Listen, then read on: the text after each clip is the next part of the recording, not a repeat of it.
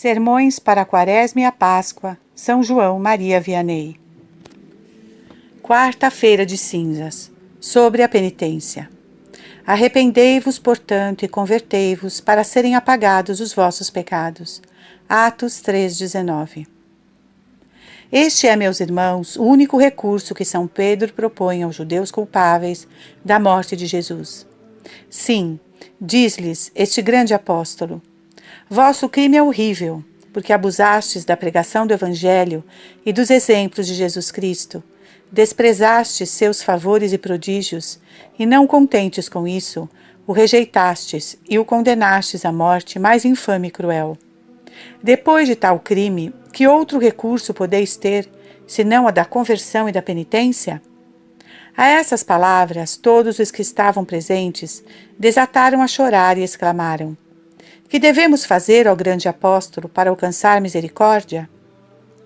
São Pedro, para consolá-los, disse-lhes: não duvideis, meus irmãos, o mesmo Jesus Cristo que vós crucificastes ressuscitou, e mais ainda, converteu-se na salvação de todos os que esperam nele.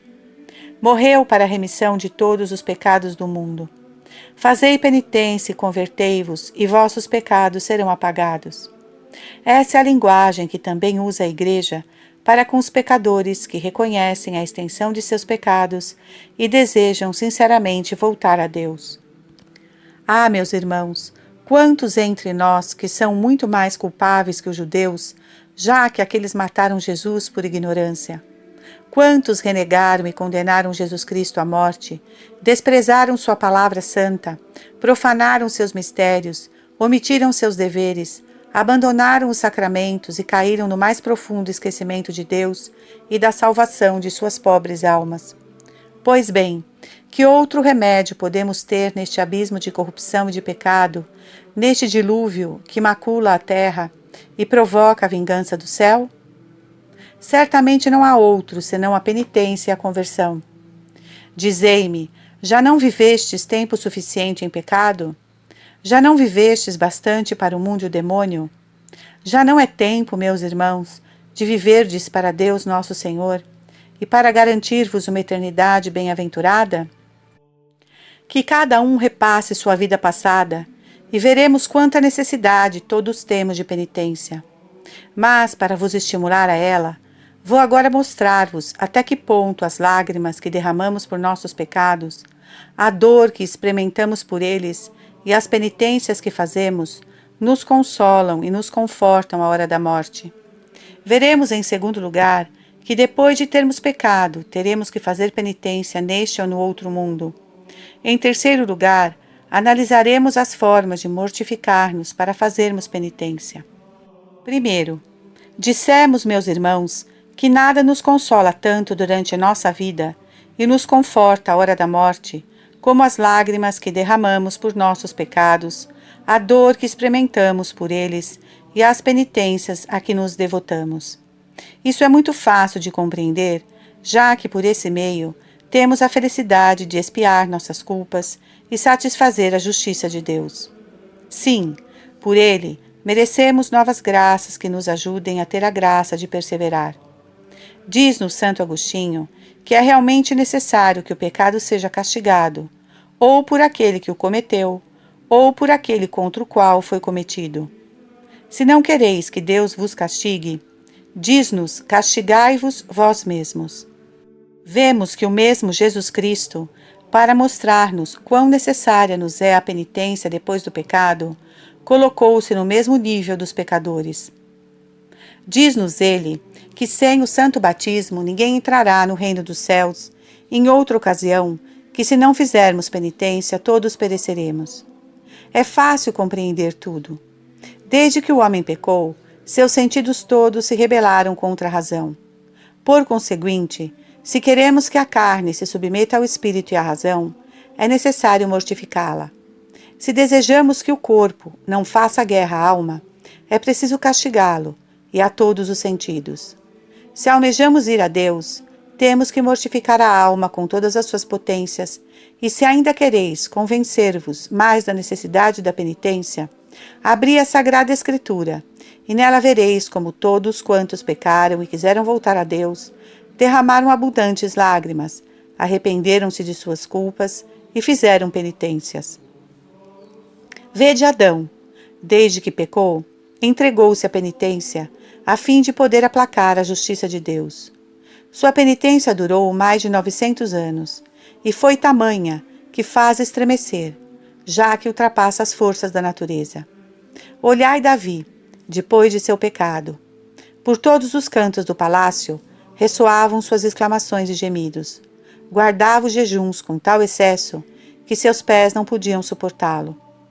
Quando, para consolá-lo, diziam-lhe que, como o Senhor lhe havia garantido que sua grande culpa estava perdoada, devia moderar sua dor. Exclamava: Ah, desgraçado de mim! O que fiz? Perdi meu Deus. Vendi minha alma ao demônio. Ah, não, não. Minha dor vai durar quanto durar minha vida, e me acompanhará ao sepulcro. Suas lágrimas corriam com tanta abundância que com elas embebia o pão que comia e regava o leito em que descansava. São Pedro. Essas palavras, colocadas à margem, indicam que o autor pensava em contar a penitência do príncipe dos apóstolos, que chorou amargamente sua tríplice negação durante todos os dias de sua vida. Por que sentimos tanta repugnância pela penitência e experimentamos tão pouca dor por nossos pecados? Ah, meus irmãos, é porque não conhecemos nem os ultrajes que o pecado aflige a Jesus Cristo, nem os males que ele nos prepara para a eternidade. Estamos convencidos de que depois do pecado é necessário fazer penitência irrevogavelmente. Mas vede o que fazemos. Deixamos para depois, como se fôssemos donos do tempo e das graças a Deus. Sim, meus irmãos, quem de nós, se estiver em pecado, não tremerá sabendo que não temos um instante seguro? Quem de nós não estremecerá pensando que está fixada certa medida para as graças, que uma vez completada nosso Senhor já não concederá nem mais uma? Quem de nós não estremecerá ao pensar que há uma medida para a misericórdia, depois da qual tudo está acabado? Quem não vai tremer pensando que há certo número de pecado, após o qual Deus abandona o pecador a si mesmo? Ai, meus irmãos, quando a medida estiver cheia, deve necessariamente ser derramada. Sim, depois que o pecador a encheu toda, é preciso que seja castigado, que caia no inferno, apesar de suas lágrimas e de sua dor.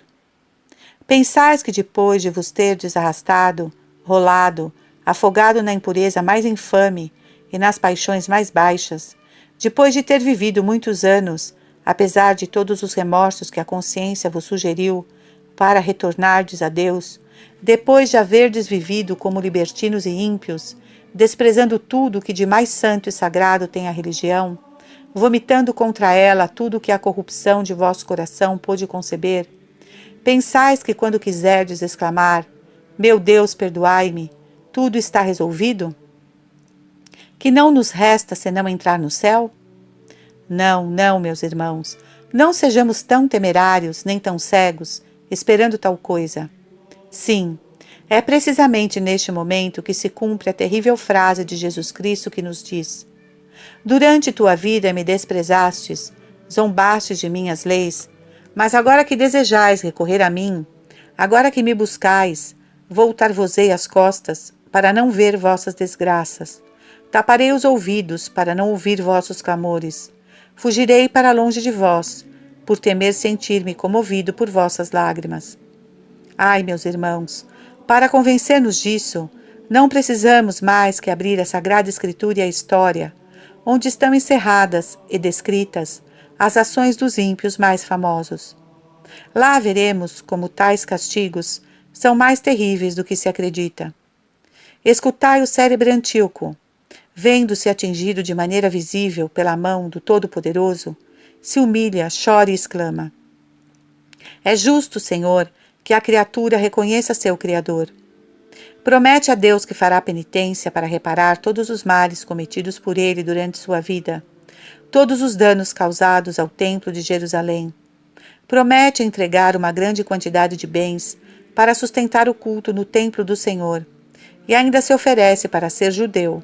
Em uma palavra, toda a sua vida será uma existência inteiramente respeitosa para com a lei de Deus. Se vós o tivesseis ouvido, teríeis exclamado com júbilo: eis aqui um pecador que é um santo penitente. No entanto, já ouvimos o que nos diz o Espírito Santo. Esse ímpio implora um perdão que jamais lhe será concedido. Chora, mas chorando vai ao inferno. Mas por que ir tão longe buscar os espantosos exemplos da justiça de Deus sobre o pecador que desprezou as graças divinas? Vede o espetáculo que nos ofereceram os ímpios, infiéis e libertinos do século passado. Olhai sua vida ímpia, infiel e libertina. Acaso não viveram tão desordenadamente com a esperança de que o bom Deus lhe perdoaria quando desejassem implorar perdão? Olhai Voltaire. Acaso nas vezes em que se via doente não exclamava misericórdia? Não pedia porventura perdão àquele mesmo Deus que insultava quando são e contra o qual não deixava de vomitar tudo que seu coração corrompido era capaz de criar? D'Alembert, Diderot, Jean-Jacques Rousseau, todos seus companheiros de libertinagem, também acreditavam que quando lhes aprouvesse pedir perdão a Deus, ser-lhes-ia dado. Mas podemos dizer-lhes o que o Espírito Santo disse de Antíoco: esses ímpios imploram perdão que não lhes será concedido. E por que esses ímpios não foram perdoados apesar de suas lágrimas? Porque sua dor não procedia de um arrependimento verdadeiro, nem de um pesar pelos pecados cometidos, nem do amor de Deus, mas apenas do temor do castigo. Ai, meus irmãos, por mais terríveis e espantosas que sejam essas ameaças, ainda não abrem os olhos dos que andam pelo mesmo caminho que aqueles infelizes. Quão cego e desgraçado é aquele que, sendo ímpio e pecador, tem a esperança de que algum dia deixará de sê-lo. A quantos o demônio conduz dessa maneira ao inferno? Quando menos imaginam, recebem o golpe da justiça de Deus. Vede Saul. Ele não sabia que, ao zombar das ordens que lhe dava o profeta, selava sua condenação e o abandono que iria sofrer de Deus. Vede se Amã pensava que, ao preparar a forca para Mardoqueu, ele mesmo seria suspendido nela para entregar ali sua vida. Olhai o rei Baltazar, bebendo nos vasos sagrados que seu pai tinha roubado em Jerusalém, se pensava que aquele seria o último crime que Deus ia permitir-lhe. Vede ainda os dois velhos infames, se pensavam que seriam apedrejados e daí descer ao inferno, quando ousaram tentar a casta Susana. Obviamente que não. Contudo, embora esses ímpios e libertinos não saibam quando tanta indulgência deve ter fim, eles não deixam, por isso, de atingir o cume de seus crimes, a ponto de não poderem deixar de receber o castigo. Pois bem, meus irmãos, que pensais de tudo isso vós que talvez concebestes o propósito espantoso de permanecer mais alguns anos no pecado e talvez até a morte?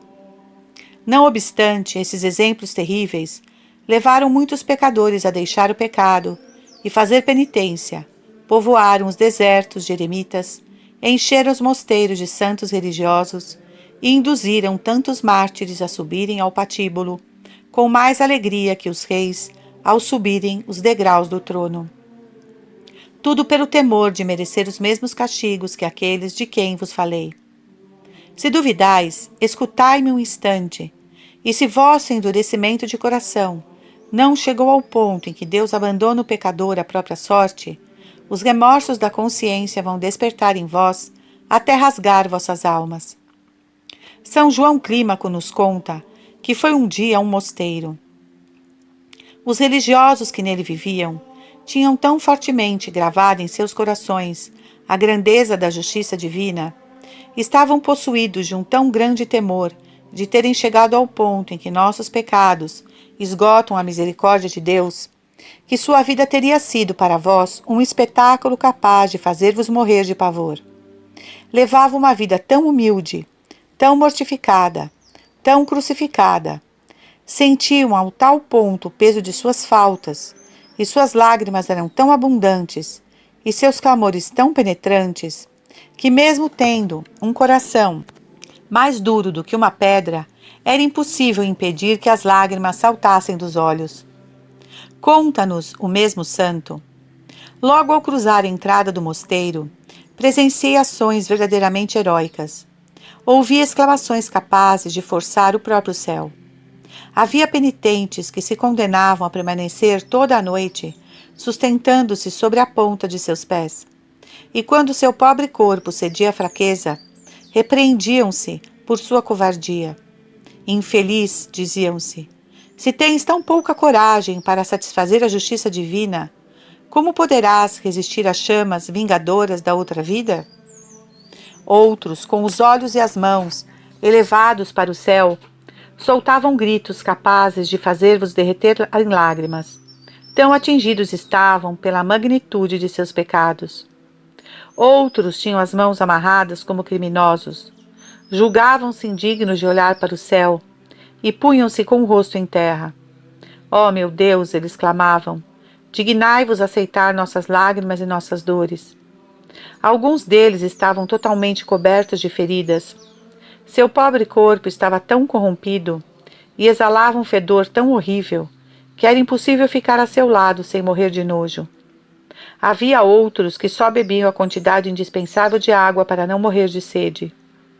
Tinham sempre diante dos olhos a imagem da morte e diziam-se uns aos outros: Ah, meu irmão, que será de nós? Crês que fizemos algum progresso na virtude? Corramos, meus amigos, na corrida da penitência. Mortifiquemos estes malditos corpos como eles mataram nossas pobres almas. Mas o que era mais assustador era que, quando um deles estava prestes a sair deste mundo, todos os religiosos punham-se ao lado do moribundo, com aspecto abatido, os olhos banhados em lágrimas, e dirigiam-se a ele dizendo-lhe: Que pensas de ti mesmo agora que vais morrer? Crês que vossas lágrimas, vossa dor e vossas penitências mereceram-te o perdão? Não temes ouvir dos lábios do próprio Jesus Cristo essas palavras? Afasta-te de mim, maldito, vá para o fogo eterno? Respondiam aqueles pobres moribundos: Quem sabe se nossas lágrimas aplacaram a cólera divina? Quem sabe se nossos pecados desapareceram aos olhos de Deus? Que mais podemos fazer? Abandonar-nos à justiça de Deus. E rogavam a seu superior que seu corpo não fosse sepultado, mas jogado ao monturo, para servir de pasto às feras selvagens. São João Clímaco nos diz que aquele espetáculo lhe causava tanto horror que antes de um mês teve que abandonar o mosteiro. Não podia viver ali. E ao regressar, conta, meu superior achou-me tão mudado que quase não pôde reconhecer-me. É então, meu irmão, disse-me, viste os trabalhos e os combates de nossos generosos soldados? Só pude responder-lhe com minhas lágrimas. Tal era o espanto que aquele tipo de vida me infundira, e a fraqueza e magreza que deixou em meu corpo.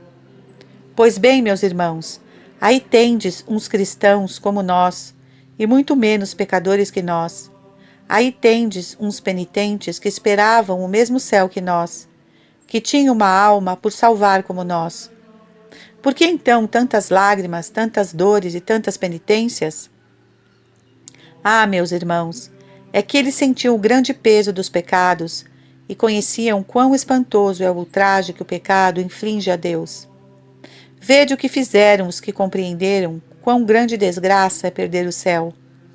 Ó meu Deus, não é o maior de todos os males ser insensível a tanta desgraça?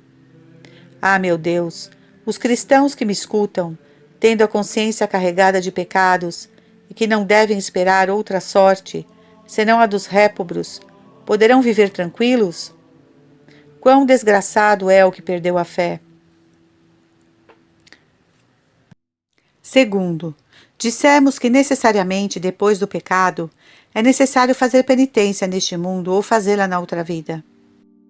Ao estabelecer os dias de jejum e abstinência, a Igreja o fez para recordar-nos de que, pecadores como somos, devemos fazer penitência se queremos que Deus nos perdoe.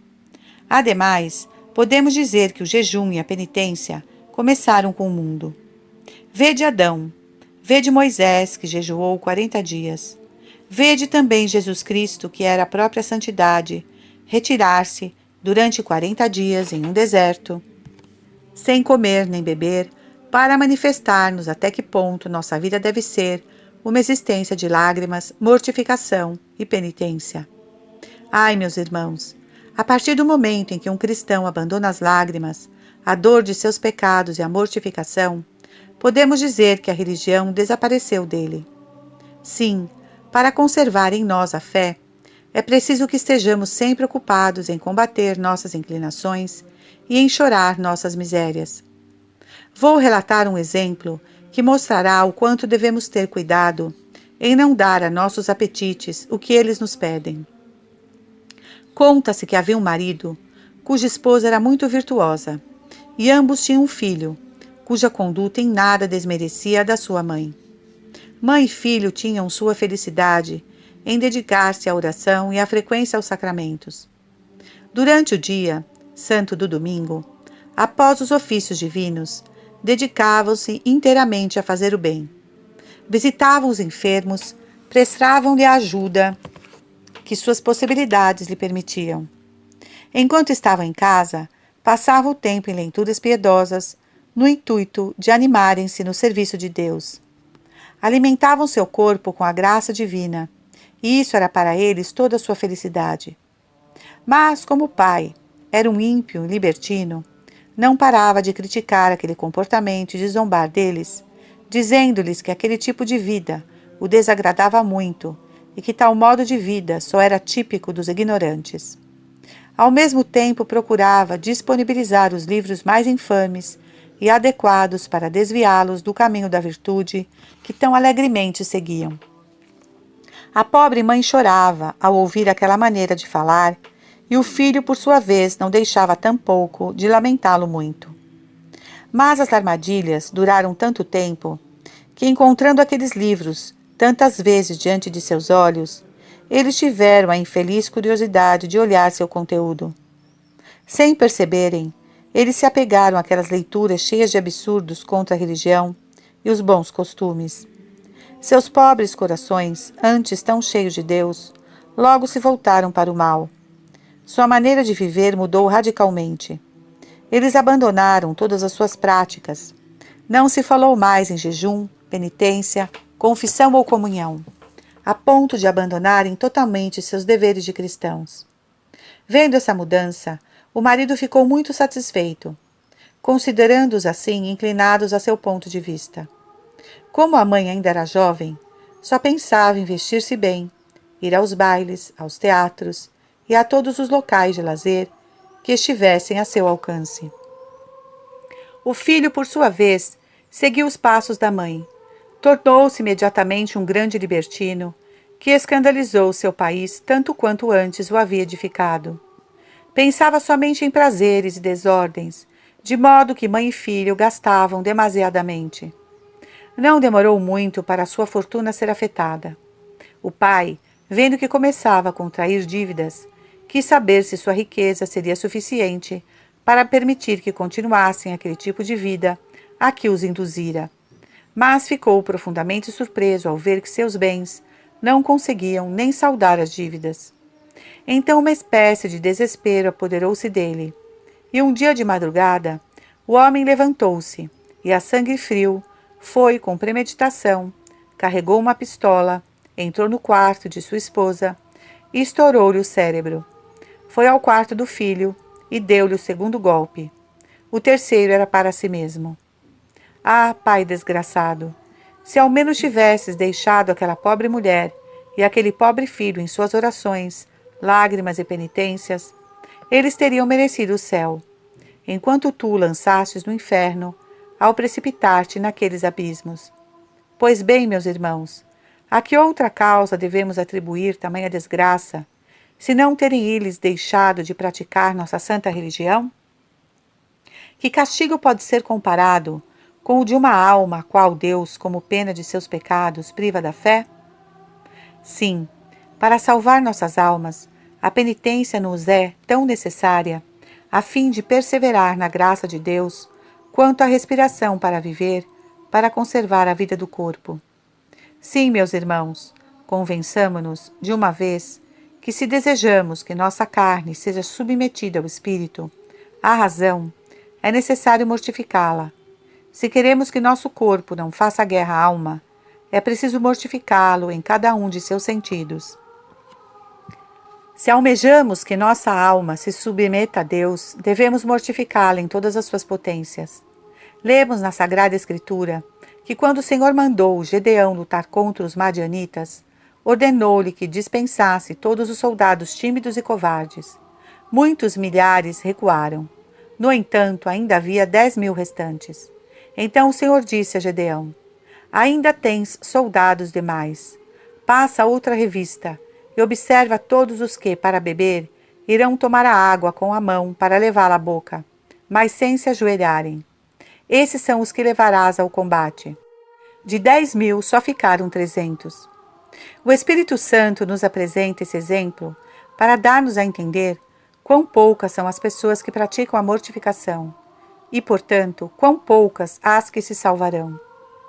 É verdade, meus irmãos, que nem toda mortificação se reduz à privação da comida e da bebida, embora seja muito necessário não dar a nosso corpo tudo o que ele nos pede, pois São Paulo nos diz: trato duramente meu corpo, por medo de que, depois de ter pregado aos outros, eu mesmo não seja reprovado. Mas também é verdade que aquele que ama os prazeres, que busca as suas comodidades, que foge às ocasiões de sofrer, que se inquieta, que murmura, que repreende e se impacienta, porque a coisa mais insignificante não acontece conforme sua vontade e desejo, de cristão só tem o nome. Só serve para desonrar sua religião, pois Jesus Cristo disse: aquele que desejar vir após mim, renuncia-se a si mesmo.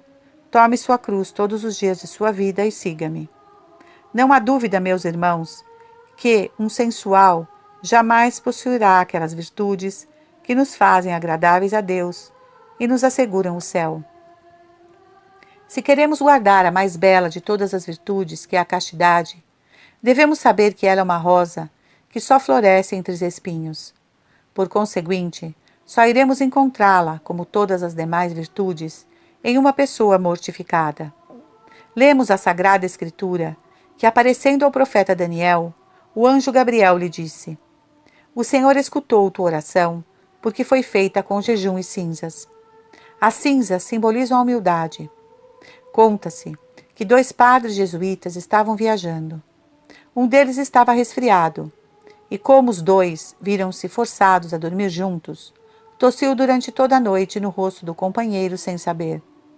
De manhã, percebendo isso, ficou extremamente desgostoso e pediu-lhe perdão. Ao que o outro respondeu: meu amigo, em nenhum outro lugar mais vil poderias tossir do que sobre mim. Aí está, meus irmãos, um exemplo que mostra até que ponto aquele bom padre levava a mortificação. Terceiro, mas vós ireis perguntar-me: quantos tipos de mortificações existem?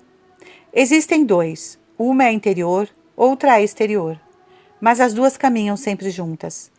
A exterior consiste em mortificar nosso corpo com todos os seus sentidos. 1. Devemos mortificar nossos olhos. Abster-nos de olhar, nem por curiosidade, os diversos objetos que poderiam induzir-nos a algum mau pensamento.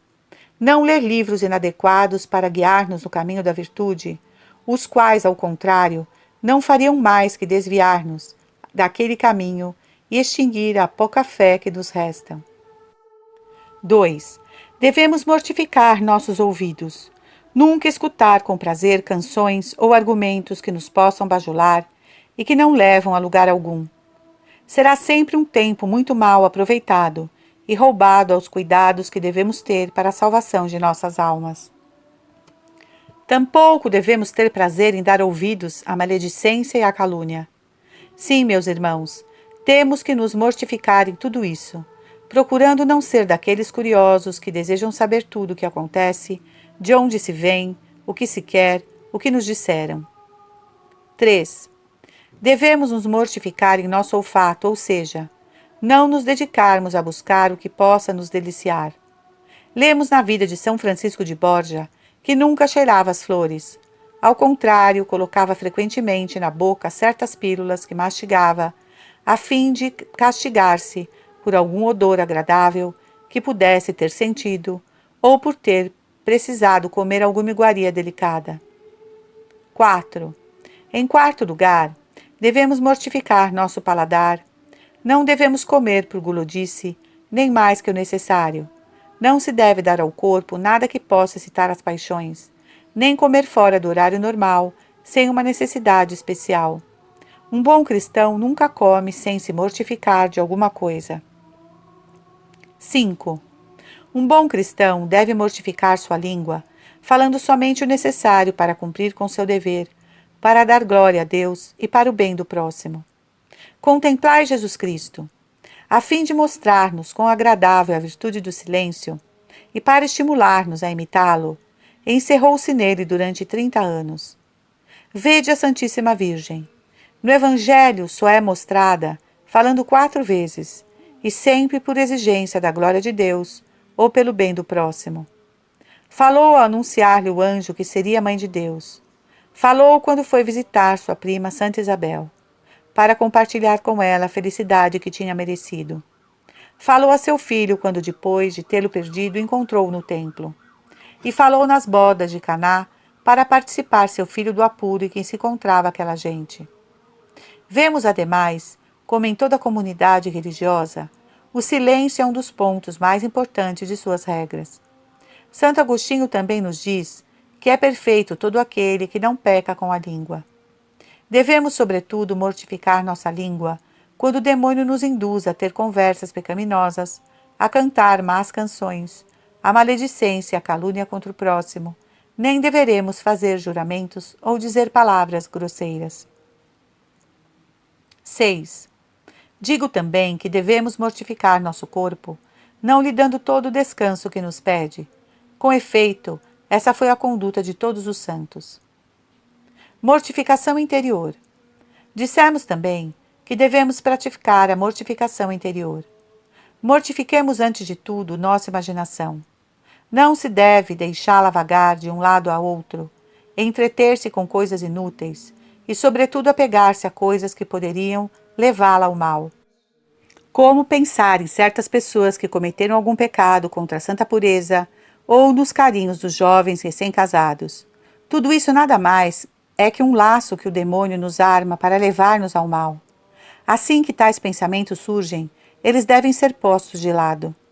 Tampouco deve deixar a imaginação se ocupar com o que eu me tornaria, o que faria, se fosse assim, se eu tivesse isso, se me fosse dado aquilo, se pudesse conseguir aquilo outro. Todas essas coisas só servem para fazer-nos perder um tempo precioso durante o qual poderíamos pensar em Deus e na salvação de nossa alma. Pelo contrário, é preciso ocupar nossa imaginação pensando em nossos pecados para lamentá-los e corrigir-nos, pensando com frequência no inferno para escapar de seus tormentos, pensando muito no céu para viver de forma que sejamos dignos de alcançá-lo, pensando constantemente na paixão e morte de Jesus Cristo, nosso Senhor, para que esse pensamento nos ajude a suportar as misérias da vida com espírito de penitência. Também devemos mortificar nossa mente, fugindo de examinar temerariamente a possibilidade de que nossa religião não seja boa, não nos esforçando em compreender os mistérios, pensando apenas de maneira mais segura sobre como devemos nos portar para agradar a Deus e salvar a alma. Da mesma forma, temos que mortificar nossa vontade, sempre cedendo à dos outros, quando não há comprometimento para nossa consciência. E devemos sujeitar-nos sem mostrar que isso nos causa aborrecimento. Pelo contrário, devemos ficar felizes por encontrar uma oportunidade para nos mortificar e poder expiar os pecados de nossa vontade. Aqui estão, em geral, as pequenas mortificações que podemos praticar a qualquer hora, às quais podemos somar ainda o suportar os defeitos e maus hábitos daqueles com quem convivemos. É bem verdade, meus irmãos, que as pessoas que não aspiram mais que buscar satisfação em comida, bebida e todos os prazeres que seu corpo e espírito podem desejar, jamais agradarão a Deus, pois nossa vida deve ser uma imitação de Jesus Cristo. Pergunto agora, que semelhança podemos encontrar entre a vida de um beberrão e a de Jesus Cristo, que passou seus dias em jejuns e lágrimas, entre a de um lascivo e a pureza de Jesus, entre um vingativo e a caridade de Jesus Cristo? E daí em diante? Ai, meus irmãos, que será de nós quando Jesus Cristo começar a confrontar nossas vidas com a sua? Façamos então algo capaz de agradá-lo. Dissemos no começo que a penitência, as lágrimas e a dor por nossos pecados serão um grande consolo na hora da morte. Disso não resta dúvida alguma.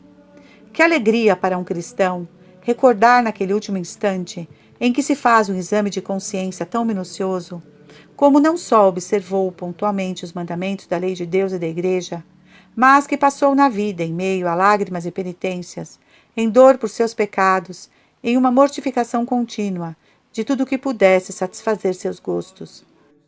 Se ainda tivéssemos algum temor, bem poderíamos dizer, como o santo Hilarião: que temes, minha alma? Há tantos anos te ocupas em fazer a vontade de Deus e não a tua. Não duvides, o Senhor terá piedade de ti. Para que entendais melhor, citarei um belo exemplo. Conta-nos São João Clímaco, que certo jovem teve um grande desejo de empregar sua vida fazendo penitência e preparando-se para a morte. Não pôs limites em suas mortificações. Quando chegou à morte, mandou-o chamar seu superior e disse-lhe: Ah, meu pai, que consolo para mim! Oh, quão feliz me sinto por ter vivido em meio às lágrimas e à dor por meus pecados e à penitência. Deus, que é tão bom, prometeu-me o céu. Adeus, meu pai, vou unir-me a meu Deus, cuja vida eu procurei imitar, quanto me foi possível. Adeus, meu pai, dou-vos graças por ter me animado a seguir este ditoso caminho. Que felicidade para nós naquele momento, meus irmãos, será ter vivido para Deus, ter temido e fugido do pecado, ter-nos evitado não apenas os prazeres maus e proibidos, mas também os inocentes e permitidos, ter recebido frequentemente e dignamente os sacramentos nos quais encontramos tantas graças e forças para combater o demônio, o mundo e nossas paixões. Dizei-me, porém, que pode esperar, naquela hora tremenda, o pecador, se vê ante seus olhos uma vida que nada mais é que uma sucessão de crimes? Que esperança terá um pecador que quase viveu como se não tivesse uma alma a salvar e como se acreditasse que com a morte tudo termina? Que quase nunca frequentou os sacramentos e ainda ao recebê-los não fez mais que profaná-los com suas más disposições? Um pecador que, não contente em ter zombado e menosprezado a sua religião e dos outros que tinham a felicidade de praticá-la, também pôs todo o seu esforço em arrastar outros a seguirem pelo caminho da infâmia e da libertinagem? Qual será então o pavor e o desespero desse pobre desgraçado ao reconhecer que só viveu para fazer Jesus Cristo sofrer, perder sua pobre alma e precipitar-se no inferno? Que desgraça, meu Deus! E ainda mais sabendo muito bem que, se desejasse, poderia obter o perdão de seus pecados. Meu Deus, que desespero por toda uma eternidade! Traremos agora um exemplo admirável que nos mostra como, se nos condenamos, certamente será porque não quisermos salvar-nos. Conta a história que Santa Thais tinha sido em sua juventude uma das cortesãs mais famosas que existiram no mundo, apesar de ter sido cristã. Lançou-se em tudo o que seu coração, que era toda uma fogueira de fogo impuro, pôde desejar. Profanou na devassidão tudo que em matéria de graça e beleza o céu lhe concedera. Até sua própria mãe foi um instrumento que o inferno utilizou para mergulhá-la, com o mais espantoso furor, em tantas obscenidades, fazendo com que empregasse sua miserável juventude, abandonada às desordens mais infames e desonrosas, para uma pessoa de sua classe. De seus admiradores, uns se arruinavam para oferecer-lhe presentes, muitos suicidavam por não a terem possuído exclusivamente. Enfim, as desordens daquela figurona eram o escândalo de todo o país e o motivo de aflição para os bons. Deixo, então, a vosso encargo refletir o mal que causaria aquela mulher, as almas que faria perder, os ultrajes que infligiria a Jesus Cristo por causa das pessoas que arrastava para o pecado. Em sua juventude, fora muito bem educada, mas suas perturbações e a violência de suas paixões abafaram todas as verdades da religião.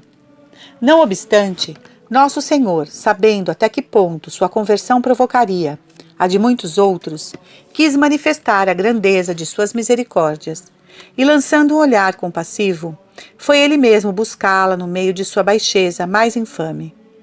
Para operar aquele grande milagre da graça, valeu-se de um santo eremita, a quem fez conhecer aquela famosa pecadora e todas as suas desordens.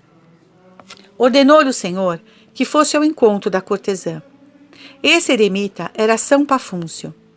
Ele pegou um traje de cavalheiro, conseguiu dinheiro e partiu para a cidade em que aquela mulher vivia. Guiado pelo próprio Deus, logo encontrou a casa daquela mulher e pediu para ser recebido por ela. A mulher, que de nada sabia nem suspeitava, conduziu a um quarto reservado e cheio de enfeites. Então o santo perguntou-lhe se havia outro quarto ainda mais escondido, onde poderia ocultar-se até dos olhos de Deus. Disse-lhe a cortesã: garanto que ninguém vai aparecer, mas se temes a presença de Deus, ele não está, por acaso, em todos os lugares? O santo ficou muito admirado por ouvi-la falar assim de Deus. Então quer dizer que conheces o bom Deus? Respondeu ela: Sim, e também sei que há um paraíso para os que o servem com fidelidade e um inferno para os que o desprezam. Disse-lhe o santo: Mas como, sabendo de tudo isso, podes viver como vives, durante tantos anos, preparando para ti mesma um horroroso inferno? Essas palavras do santo, juntamente com a graça de Deus, foram como um raio que derrubou nossa cortesã, assim como aconteceu a São Paulo no caminho para Damasco. Atirou-se a seus pés, desatando a chorar e suplicando a graça de que tivesse piedade dela e implorasse a misericórdia do Senhor. Manifestou-se inteiramente disposta a fazer tudo o que ele quisesse, a fim de tentar o perdão divino. Não lhe pediu mais que 3 horas de prazo para colocar em ordem seus negócios, e depois estaria no lugar que lhe indicasse. Tendo o santo concedido o prazo pedido, ela reuniu quantos libertinos foi possível dos que com ela se tinham abandonado ao pecado e levou-os à praça pública. Ali, na presença de todos, ela despiu seus adornos, ordenou que fossem trazidos os móveis que tinha comprado com o dinheiro de suas infâmias, fez com eles um monte e ateu ao fogo, sem dizer coisa alguma, ou dar qualquer explicação por que estava fazendo aquilo. Depois deixou a praça para colocar-se à disposição do santo, que a conduziu a um mosteiro de enclausuradas. Ele trancou em uma cela, cuja porta ele mesmo fechou, e pediu a uma monja que lhe trouxesse alguns pedaços de pão e água. Thaís perguntou ao santo qual oração devia fazer em seu retiro para comover o coração de Deus. O santo respondeu: Não és digna de pronunciar o nome de Deus, porque teus lábios estão cheios de iniquidades, nem de erguer ao céu mãos tão criminosas. Contenta-te voltar-te para o leste, e com toda a dor de teu coração, e com toda a amargura em tua alma diga: Ó vós que me criaste, tendes misericórdia de mim. Essa foi toda a sua oração nos 3 anos que permaneceu encerrada naquelas 4 paredes, tempo em que jamais esqueceu a lembrança de seus pecados. Tal foi seu pranto, de tal maneira e tão cruelmente maltratou seu corpo, que quando São Pafúncio foi consultar Santo Antão, a fim de saber se Deus a acolhera sob sua misericórdia, este, depois de ter passado a noite com seus religiosos orando sobre este assunto, disse-lhe que o Senhor havia revelado a um dos mencionados religiosos, São Paulo o Simples, que havia preparado no céu um trono radiante para a penitente Thaís. Então o santo, cheio de alegria e muito admirado por ela ter satisfeito a justiça de Deus em tão pouco tempo, foi ao seu encontro para dizer-lhe que seus pecados estavam perdoados e que deveria sair daquela cela. Perguntou-lhe o que ela tinha feito durante aqueles 3 anos e ela respondeu: Meu pai, Coloquei meus pecados diante de meus olhos, como em uma pilha, e não parei de chorá-los e de pedir misericórdia. Disse-lhe São Pafúncio: é precisamente por isso, e não por causa das outras penitências, que cativaste o coração de Deus. Tendo deixado aquela cela para ir a um mosteiro, ela sobreviveu apenas 15 dias, após os quais voou ao céu para cantar as grandezas da misericórdia de Deus. Esse exemplo nos mostra, meus irmãos, com quanta facilidade e sem fazer nenhuma daquelas grandes penitências, ganharíamos se quiséssemos o coração de Deus. Quantos remorsos vão nos atormentar por toda a eternidade, por termos recusado fazer a menor violência a nós mesmos, a fim de deixar o pecado. Sim, virá um dia em que veremos como poderíamos ter satisfeito a justiça de Deus apenas com os pequenos incômodos da vida, que necessariamente devemos sofrer no estado de vida em que aprouve a Deus colocar-nos, se tivéssemos conseguido juntar a eles algumas lágrimas e uma sincera dor por nossos pecados. Quanto nos pesará ter vivido e morrido em pecado, vendo que Jesus Cristo padeceu tanto por nós e que seu desejo foi perdoar-nos, bastando que implorássemos dele essa graça. Meu Deus, quão cego e desgraçado é o pecador! Tememos a penitência. Vede, no entanto, como eram tratados os pecadores nos primeiros tempos da Igreja. Os que desejavam reconciliar-se com Deus se apresentavam na quarta-feira de cinzas à porta do templo, com vestes sujas e rasgadas. Depois de terem entrado na igreja, suas cabeças eram cobertas de cinzas e eram-lhe entregues um cilício, para que usassem durante todo o tempo da penitência. Logo, mandavam que se prostrassem no chão, enquanto eram cantados os 7 salmos penitenciais, para implorar sobre eles a misericórdia de Deus. Em seguida, era-lhes dirigida uma exortação, para induzi-los a praticar a penitência com o maior zelo possível, esperando que, assim, talvez nosso Senhor seria movido a perdoá-los. Depois de tudo isso, eram advertidos de que seriam expulsos do templo com certa violência, da forma como Deus expulsou Adão do paraíso, depois de este haver pecado. Só tinham o tempo de sair, enquanto era fechada atrás de si a porta do templo. E se desejais saber como passavam aquele tempo e quanto durava aquela penitência, eis aqui. Primeiramente, ficavam obrigados a viver em retiro ou a dedicarem-se aos trabalhos mais difíceis, conforme o número e gravidade de seus pecados. Eram-lhes determinados certos dias da semana, nos quais deveriam jejuar a pão e água. Durante a noite, prostrados no chão, faziam longas horas de oração. Dormiam sobre tábuas duras. À noite levantavam-se várias vezes para chorar seus pecados. Faziam-lhes passar por diferentes graus de penitência. Aos domingos, apresentavam-se às portas do templo usando cilício, com a cabeça coberta de cinza, permanecendo do lado de fora, expostos à intempérie. Prostravam-se ante os fiéis que entravam na igreja e com lágrimas imploravam-lhe que rogassem por eles. Passado algum tempo, era-lhes permitido entrar para escutar a palavra de Deus, mas quando terminava o sermão, eram expulsos do templo. A muitos só era permitido receber a graça da absolvição na hora da morte, e ainda haviam isso como uma graça muito apreciável que a igreja lhes fazia, depois de terem passado 10, 20 anos, às vezes mais, em lágrimas e penitência. Assim, meus irmãos, portava-se a igreja em outros tempos, com aqueles pecadores que desejavam converter-se realmente. Se desejais agora saber quem se submetia a tais penitências, vos direi que todos, desde os humildes pastores até o imperador. Se me pedis um exemplo, aqui está uma pessoa do imperador Teodósio. Tendo pecado aquele príncipe, mais por inadvertência que por malícia, Santo Ambrósio escreveu-lhe dizendo: esta noite eu tive uma visão, em que Deus me fez ver vossa pessoa, caminhando para o templo, e mandou-me proibir-vos de entrar. Ao ler aquela carta, o imperador chorou amargamente. No entanto, foi prostrar-se diante das portas do templo, como era costume, na esperança de que suas lágrimas e seu arrependimento comovessem o santo bispo. Santo Ambrósio, vendo-o chegar, disse-lhe: parai, imperador, sois indigno de entrar na casa do Senhor. Respondeu-lhe aquele: É verdade, mas Davi também pecou e o Senhor o perdoou.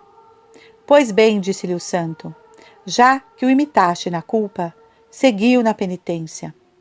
A essas palavras, o imperador, sem replicar, retirou-se para seu palácio. Deixou seus ornamentos imperiais, prostrou-se com o rosto em terra e abandonou-se a toda a dor de que seu coração era capaz. Ele ficou 8 meses sem colocar os pés no templo. Vendo que seus servos estavam a caminho da igreja, enquanto ele estava privado de frequentá-la, ouviam-lhe lançar uns clamores capazes de comover os corações mais endurecidos. Quando teve permissão para assistir às orações públicas, ele não ficou de pé ou ajoelhado como os outros, mas prostrado, com o rosto no chão, do modo mais comovedor, batendo no peito, arrancando os cabelos e chorando amargamente. Durante toda a vida, ele guardou a memória de seu pecado, e não podia pensar nele sem derramar lágrimas abundantes. Eis o que fez o imperador, que não desejava perder sua alma. Que tiraremos disso, meus irmãos? Vede, já que é profundamente necessário chorar nossos pecados e fazer penitência neste mundo ou no outro, escolhamos a menos rigorosa e a mais curta. Que dor deve ser chegar à hora da morte, sem ter feito coisa alguma para satisfazer a justiça de Deus. Que desgraça ter perdido tantos meios, como quando, sofrendo algumas misérias, se as tivéssemos aceitado por Deus, ter-nos-iam merecido perdão. Que desgraça ter vivido em pecado, sempre esperando livrarmos-nos dele e morrer sem tê-lo feito. Tomemos então, meus irmãos, outro caminho, que será mais reconfortante para nós naquele momento. Deixemos de agir mal, comecemos a chorar nossos pecados e a sofrer tudo o que ao bom Deus aprouver enviar-nos. Que nossa existência não seja mais que uma vida de tristeza, de arrependimento de nossos pecados e de amor a Deus, para que tenhamos a alegria de unir-nos a Ele por toda a eternidade. É isso que vos desejo.